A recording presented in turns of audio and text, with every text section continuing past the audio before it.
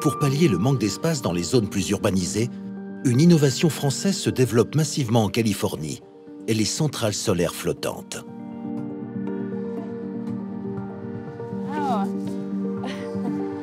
Installées sur des étendues d'eau inutilisées, comme ici sur le bassin d'irrigation d'une ferme, cette solution originale devrait permettre à son propriétaire d'atteindre une indépendance énergétique en optimisant sa production d'électricité.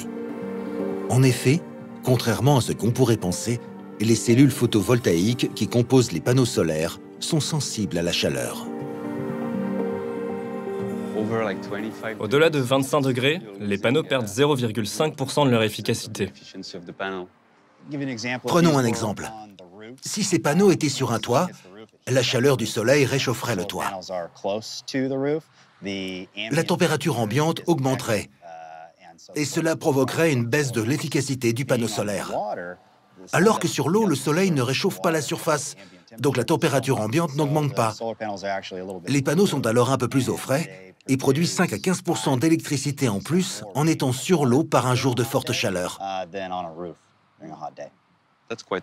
C'est un gain important quand on travaille dans le solaire. L'autre avantage de ce système est qu'il limite l'évaporation. L'été en Californie est une période vraiment très sèche. Il fait vraiment très chaud. Et une surface d'eau comme celle-ci recouverte de panneaux solaires s'évapore moins, ce qui nous permet d'économiser de l'eau. La Californie est réputée pour son audace en matière de protection de l'environnement. Preuve supplémentaire, toutes les habitations construites à partir de 2020 devront obligatoirement être équipées de panneaux solaires. Le solaire est très encouragé ici, non seulement par les législateurs, mais aussi par la population.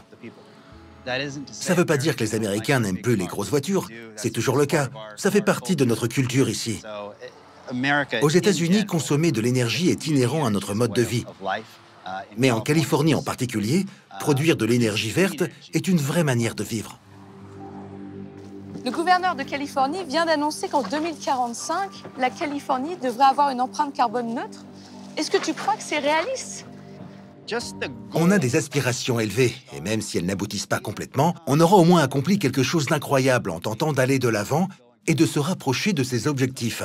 Donc, est-ce que ça va arriver? Je ne sais pas. J'en doute, mais est-ce qu'on va progresser? Oui. Est-ce qu'on va faire la différence? Oui. Pour les Californiens, il y a urgence à réduire les émissions de CO2.